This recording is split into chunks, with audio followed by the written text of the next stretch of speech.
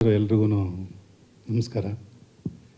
ಇದರಲ್ಲಿ ನಾನು ಮಾಡಿರೋದಕ್ಕಿಂತ ಹೆಚ್ಚಾಗಿ ನಮ್ಮ ಆರ್ಟಿಸ್ಟ್ಗಳು, ಟೆಕ್ನಿಷಿಯನ್ಸ್ಗಳು ಪ್ರತಿಯೊಬ್ಬರು ಸೇರಿ ಒಟ್ಟಾಗಿ ಕೂತ್ಕೊಂಡು ಮಾಡಿರೋವಂಥ ಒಂದು ಸಬ್ಜೆಕ್ಟು. ಸೊ ಇದರಲ್ಲಿ ಎಸ್ಪೆಷಲಿ ನಂದು ಅಂತ ಪರ್ಟಿಕ್ಯುಲರ್ ಆಗಿ ಏನಿಲ್ಲ, ಒಂದು ಜನರಲಾಗಿ ಒಂದು ಸ್ಟಾರ್ಟಿಂಗಿಂದ ಎಂಡಿಂಗ್ವರೆಗೂ ಒಂದು ಕತೆ ಕಟ್ಕೊಂಡು ಹೋಗಿರೋದಕ್ಕೆ ಫುಲ್ಫಿಲ್ ಮಾಡಿರೋವಂಥ ನನ್ನ ಎಲ್ಲ ಆರ್ಟಿಸ್ಟ್ಗಳಿಗೂ ಥ್ಯಾಂಕ್ ಯು ಹೇಳೋಕ್ಕೆ ಇಷ್ಟಪಡ್ತೀನಿ.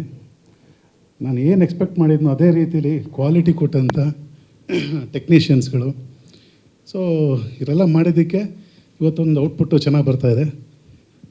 ಅದ್ರ ಜೊತೆಲೇ ತುಂಬ ಮುಖ್ಯವಾಗಿ ನನಗೆ ಸಪೋರ್ಟ್ ಮಾಡಿದ್ದ ನನ್ನ ಡೈರೆಕ್ಟ್ರು, ನನ್ನ ಫೇವ್ರೆಟ್ ಡೈರೆಕ್ಟ್ರು ಕೋಲಾರ್ ಸೀನು, ಅವ್ರ ಜೊತೇಲಿ ಇದ್ದಿದ್ದಕ್ಕೆ ನನಗೆ ಡೈರೆಕ್ಷನ್ಲೇನೋ ತೊಂದರೆ ಆಗಲಿಲ್ಲ.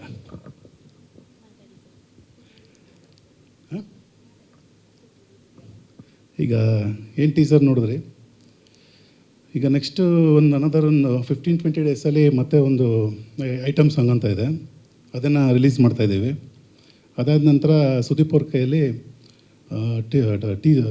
ಟ್ರೈಲರ್ ಲಾಂಚ್ ಮಾಡೋಣ ಅಂತ ಇದ್ದೀವಿ. May be July first week. ಆನಂತರ ಜುಲೈ 10th ರಿಲೀಸ್ ಮಾಡೋಣ ಅಂತ ಎಲ್ಲ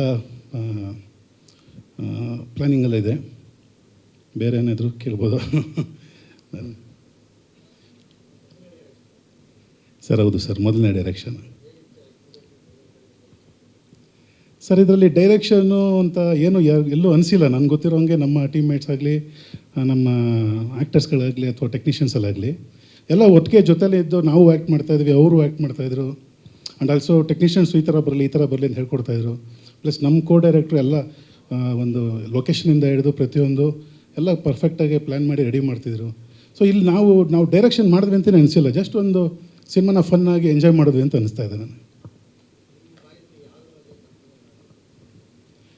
ಸರ್ ನಮ್ಮ ಬಾಯ್ಸೇ ಅಂತಲ್ಲ, ಎಲ್ಲ ಬಾಯ್ಸಲ್ಲೂ ಕೆಲವೊಂದು ಇರುತ್ತೆ, ರಿಕ್ವೈರ್ಮೆಂಟ್ಸು, ತೊಂದರೆಗಳಿರುತ್ತೆ. ಅದರಲ್ಲೇ ಕೆಲವೊಂದು ಕಾಂಪ್ರಮೈಸ್ ಆಗ್ತಾರೆ, ಕೆಲವೊಬ್ರು ಕಾಂಪ್ರಮೈಸ್ ಆಗೋಲ್ಲ. ಅದರಲ್ಲಿ ಆದರೆ ಏನಾಗುತ್ತೆ, ಆಗದೆ ಹೋದರೆ ಏನಾಗುತ್ತೆ ಅನ್ನೋದು ಸುಮಾರು ವಿಷಯಗಳಿರುತ್ತೆ. ನಮ್ಮ ಸಿನಿಮಾದಲ್ಲಿ ಒಂದಷ್ಟು ಕಾಂಪ್ರಮೈಸ್ನೆಸ್ಸು ಇದೆ, ಕಾಂಪ್ರಮೈಸ್ ಆಗಿಲ್ಲದಿರೋದು ಇದೆ.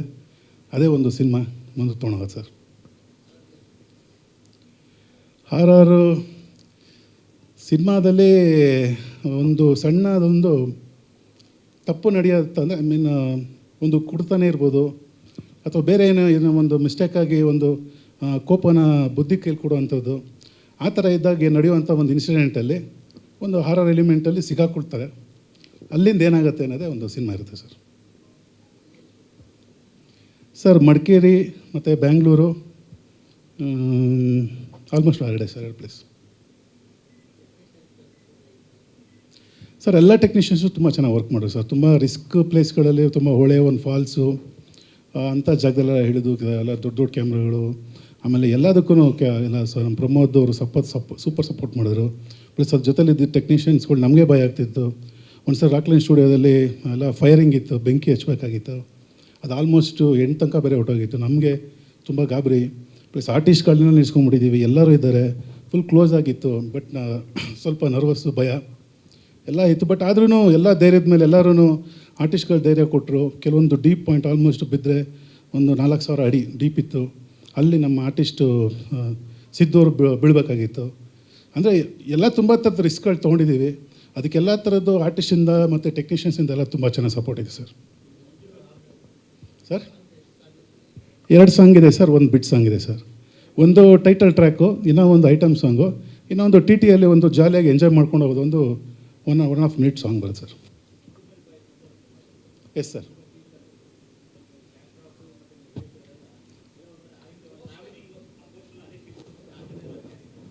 ನಿಜವಾಗ್ಲೂ ಸರ್, ಆ್ಯಕ್ಚುಲಿ ಇದೇನಂತಂದರೆ ಈ ಸ್ಟೋರಿ ಬಂದು ನಾವು ನಮ್ಮ ಫ್ರೆಂಡ್ಸ್ಗಳು ನಡೆದಿರೋಂಥ ರಿಯಲ್ ಇನ್ಸಿಡೆಂಟ್ಸು, ನಮ್ಮ ಸ್ಟೋರಿ. ಈಗೇನು ನಾವು ರಿಯಲಾಗೆ ಒಂದಷ್ಟು ಟ್ರಿಪ್ಗಳು ಮಾಡ್ತಾಯಿದ್ವಿ ನಾವು ನಮ್ಮ ಫ್ರೆಂಡ್ಸ್ ಎಲ್ಲ. ಸೊ ಹಾಗಾಗಿ ಆ ಬೇಸ್ ಮೇಲೇ ಅದ್ರ ಮೇಲೆ ಒಂದು ಲೈನ್ ಮಾಡಿಕೊಂಡು ಸ್ವಲ್ಪ ಕಮರ್ಷಿಯಲ್ ಟೆಸ್ಟ್ ಮಾಡಿದ್ವಿ ಸರ್. ಆ ಥರ ಇಲ್ಲ ಸರ್, ನಮ್ದು ಬೇರೆ ಥರನೇ ಬರುತ್ತೆ. ಸತ್ಯವಾಗಲ್ಲ ಸರ್. ಅಂದರೆ ಹಾರರಲ್ಲಿ ಸಿಗಾಕೊಂಡಿರೋ ಇನ್ಸಿಡೆಂಟ್ಗಳಾಗಿದೆ. ಬಟ್ ಒಂದು ಕಾಡಲ್ಲಿ ಒಂದು ಸರಿ ಇದೇ ಥರ ಆಗುತ್ತೆ ನಮಗೆ. ಎಲ್ಲ ಒಂದು ಮಾರ್ಕಿಂಗ್ ಹಾಕ್ಕೊಂಡು ಹೋಗಿರ್ತೀವಿ. ಬಟ್ ಲೇಟ್ ನೈಟ್ ಆಗಿ ಹೋಗಿದಾಗ ಕತ್ಲಲ್ಲಿ ಗೊತ್ತಾಗದೆ ಆಮೇಲೆ ಸೌಂಡ್ಸ್ಗಳು ಇದಕ್ಕೆಲ್ಲ ಸ್ವಲ್ಪ ದಿಕ್ಕಾಪಲ ಬಿಟ್ಟಿದ್ವಿ. ಸೊ ಹಂಗಾಗಿ ಅಲ್ಲಿಂದ ಈಚೆ ಬರೋದು ಒಂದು ಕಷ್ಟಕರವಾದ ವಿಚಾರ ಆಗಿತ್ತು ನಮಗೆ. ಬಟ್ ಎನಿವ ಎಲ್ಲ ಫ್ರೆಂಡ್ಸ್ ಎಲ್ಲ ಸೇರಿಕೊಂಡು ಏನೇನೋ ಮಾಡಿ ಬಂದ್ವಿ. ಸೊ ಆ ಎಲಿಮೆಂಟ್ಸ್ಗಳು ಇಲ್ಲಿ ಸಿಗುತ್ತೆ ಸರ್ ನೋಡೋದಕ್ಕೆ. ಸರ್ ಒಂದು 2 years back sir, 2 years back.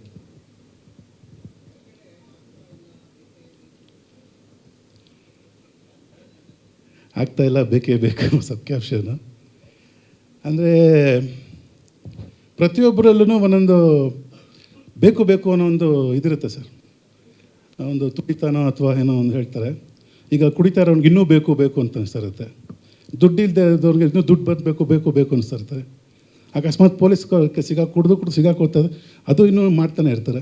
So ಯಾರ್ಯಾರಿಗೆ ಏನೇನು ಬೇಕು ಅನಿಸುತ್ತೆ, ಇನ್ನೂ ಆಗ್ತಾಯಿಲ್ಲ, ಬೇಕೇ ಬೇಕು,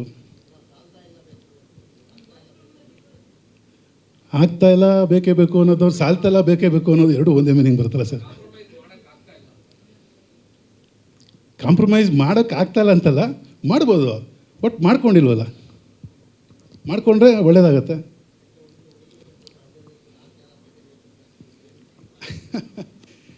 ಒಂದು ಹುಡುಗಿ ಅನ್ನೋದಕ್ಕಿಂತ ಇಡೀ ಪಿಕ್ಚರ್ನಲ್ಲಿ ಅವ್ರದ್ದೇ ಮೇಜರ್ ಒಂದು ಟರ್ನಿಂಗ್ಸ್ ಆ್ಯಂಡ್ ಟ್ವಿಸ್ಟರ್ಸ್ ಇರೋದು.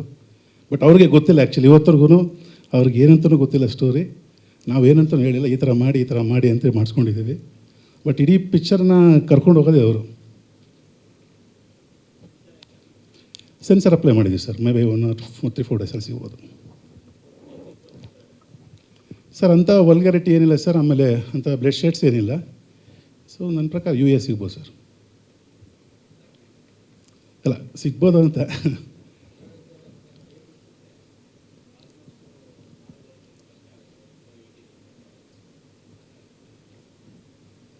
ಸರ್ ಇವಾಗ ಕೋಟೆ ದುರಂಧರ್ ಪಿಕ್ಚರ್ ಓಡ್ಬಿಡ್ತು, ಎಲ್ಲ ಪಿಕ್ಚರ್ಗಳು ಎಲ್ಲೇ ಓಡ್ತಾ ಇದೆ ಇವಾಗ. Okay sir. Yes sir. ಅಲ್ಲ, ಅದು ಅಷ್ಟೇ ಮಿತಿ ತುಂಬ ಏನೋ ಅವ್ರಿಗೇನೋ ಅನ್ನಿಸ್ತು ಅಂತಂದರೆ ಇದರ ಆಪ್ಷನ್ ಇರುತ್ತಲ್ಲ ಸರ್, ಮ್ಯೂಟ್ ಮಾಡೋದು ಇಲ್ಲ ಆ ಥರ ಮಾಡೋದೇ ನಾವು ಮಾಡೋಣ ಸರ್.